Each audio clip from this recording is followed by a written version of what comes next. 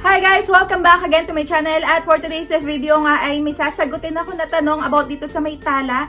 Dahil last time nga kung napanood nyo yung video ko about dito, hindi ako agad nakapagbayad sa tala at ang laki ng na-loan ko dito, 15,000 pesos. Ayan, share ko yung experience ko dito, kung bakit hindi ako nakapagbayad agad, kung magkano yung na-loan ko, magkano yung nabayaran ko. At sabi ko nga dito is mag-a-update ako sa inyo kung papautangin ba nila ako agad, kung bumababa yung credit limit ko dito dahil syempre hindi ako agad nakapagbayad. Dati naman ako ditong nagbabayad agad-agad, wala pa man din yung due date ko. So kung hindi agad kayo nakapagbayad din sa may tala, ayan, nag-aalala kayo kung pauutangan pa ba kayo or hindi, parehas tayo. Ayan, pati ako nag-aalala ako. Dahil doon nga sa hindi ko pagbabayad agad, ay hindi na ako pautangin ulit. Kaya yun, panoorin nyo din yung video na to at samahan nyo ako mag-loan ulit dito sa may tala na hopefully sana ay mapa-loan ulit nila tayo. Kaya ipapakita ko din sa inyo yung account ko dito.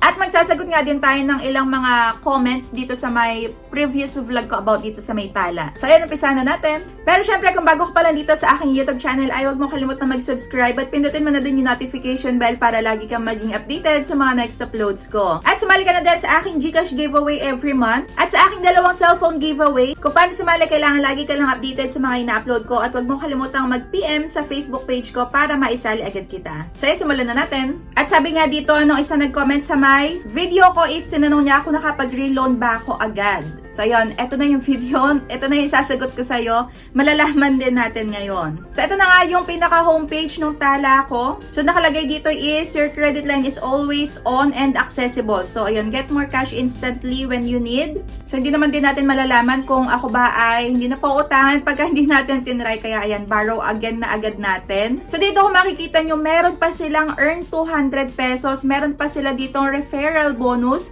Kaya kung ako sa inyo, ayan, kung gusto nyong mag-loan dito sa tala, makakapag-loan na kayo, ayan, pwede pang mabawasan yung niloan nyo dito pagka magbabayad na kayo. Dito kasi pagka nakapag-refer kayo sa iba nyong kakilala, nakapag-loan sila, pag nakapagbayad sila doon sa may first na loan nila, ay makakakuha ka ng 200 pesos. Tapos, mababawas yon sa may pagbabayad mo sa kanila pag nagbayad ka na. Ayan, automatic na yun na madededuct sa may loan mo. Diba, napakabongga talaga nitong tala, napaka-generous. At ito nga yung pinakaunang-una ko na loan app na na-try. Kaya since October 2019 pa, kung hindi ako nagkakamali, ayun, noon ako nag-try dito sa may tala. At every time na mangailangan nga, ay same day talaga, minuto lang, makakapag-loan agad dito. So ito nga yung referral rewards ko sa kanila mula no October 2019. Ayan. So, yung total na yan is hindi ko yan nakukuha in cash. Yan lang yung nababawas kapag naglo-loan ako sa kanila. Ayan, naipon lang ng ganyan. Dati 200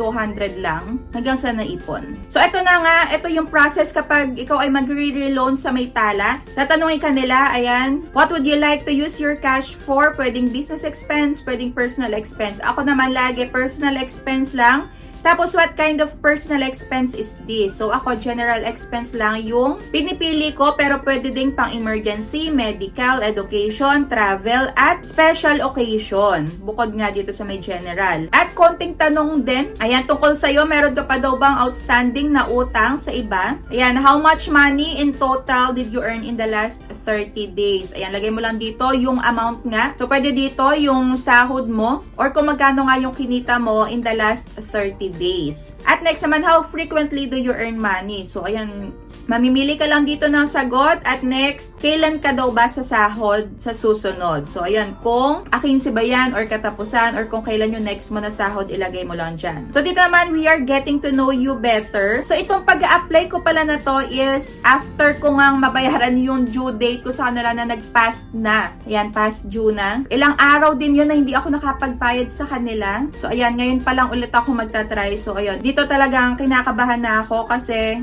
nakalagay dito your application is pending. Pero dati, pagka-refresh ko dito sa my your application is pending, nakalagay na dito is congrats na agad. Or ayun, yung na-disburse na nga yung perang iniloan ko dito. Minuto lang. Pero dito, medyo nagtagal nga. At ayun, sana talaga ako ay pautangin pa nitong tala dahil ito lang talaga yung the best para sa akin pa din. Well, meron na pala akong first ngayon, top 1 ko. Hindi na pala siya yung best ko. Top 1 ko is si Maya na. Ayan, kung hindi pa kayo nakakapag-try sa may Maya, Ayun, meron dong pwedeng utangan sa may maya na yon. Nagawa ko na din yun ng video. At napakaganda nung maya na yon. Ang liit lang ng tubo. At pwede mo nga ding unti-untiin yung bayad. So dito, pangalawa ko na lang si Tala. Pero still, sana pautangan tayo. At ayan, so naaprubahan pa din ako. At naaprubahan ako sa may 25,000 pesos. Ayan, i-view natin yung offer. Dito nga pala, meron kang choice kung magkano yung uutangin mo. Basta pinakamalaki is 25K.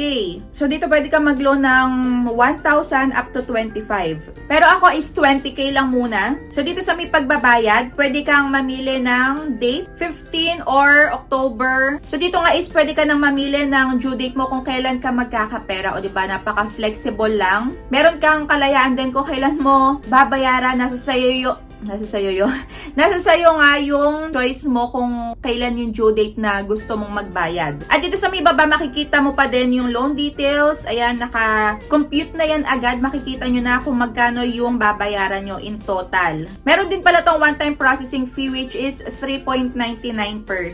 At yung service fee na daily is 0.43%. So dito, pagka, ayan, October 24 nagbayad, yung 20,000 is magiging 23,000 na. Yan, yung service fee is 2,494. Kaya talagang yung interest din ay nasa sa inyo din. Yan, mentres matagal. Yung piliin nyo na due date, syempre mas malaki yung interest dito na maipapatong. Pero kung kailan mo nga siya kayang bayaran na, kung kailan ka magkakaroon na talaga ng pera, is yun na yung piliin mo para mas maliit nga yung tubo na maipapatong dito. So dito tinry ko kung mababayaran to ng November 25 ay malaki talaga yung pinaka tutubuin nito dahil sa 20,000 ang pinakababayaran ko na is 26,044. At kung ako sa inyo is hindi ko inirecommend na magbayad kayo ng ganitong katagal. Kung kailan kayo magkakaroon talaga ng pera is yun yung piliin nyo. At dito pinili ko is October 24 ako magbabayad. So yung 20K ay magiging 23,292.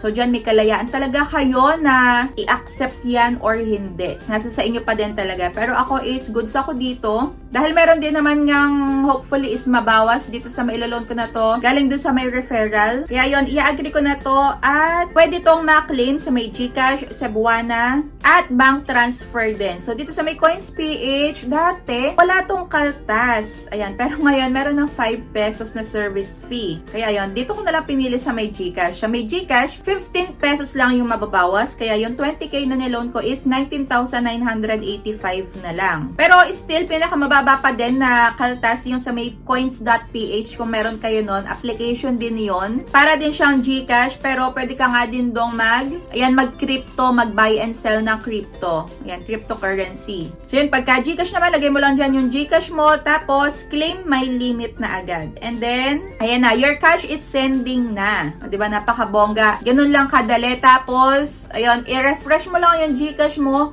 makikita mo na dyan agad na naka-credit na. So yun, the best pa din tong Tala. Okay pa din ako dito sa may Tala, pero mas goods na ako sa may Maya. Ayan, kasi yung Maya is 1 month din yun, na pwedeng bayaran at pwedeng unti-untiin. So dito sa may Tala, okay pa din ako dito. Dahil kung sa mabilis talaga tong mag-approve. Kagaya na to, hindi ako agad nakapagbayad doon sa may previous ko na utang. Pero still is pinautang pa rin nila ako. Yun nga lang, siguro bumababa yung credit limit ko dito. Credit score ko dito, dahil late ako nakapagbayad. Kahit na 25K pa din yung pwede ko ma-loan dito. So kung ako sa inyo, piliin nyo yung due date nyo na magkakaroon kayo agad ng pera. Huwag nyo nang pahabain pa dahil mas mahaba, mas malaki yung interest na maipapatong doon sa may loan nyo. Yan, kung sa legit talaga itong Tala. Kaya pagka kayo is naaprubahan, huwag nyong sasayangin yung chance na ibinigay sa inyo ng Tala dahil yan, talaga maaasahan to sa oras ng pangangailangan. So that's it for today's video. Kung may tanong kayo about dito sa may Tala, is i-comment nyo na lang din dyan sa may comment section. At may nakita nga pala ako dito sa may comment sa previous vlog ko, saan daw pwedeng ma-contact, ano yung email ng Tala. And makikita mo yung email na yan doon sa may pinaka-application mo ng Tala. Meron sila dyang nakalagay kung saan sila makokontak. At meron din nga dyang FB page ang Tala. Pwede mo din sila doon kontakin. So yun lang. Thank you for watching and see you on my next vlog.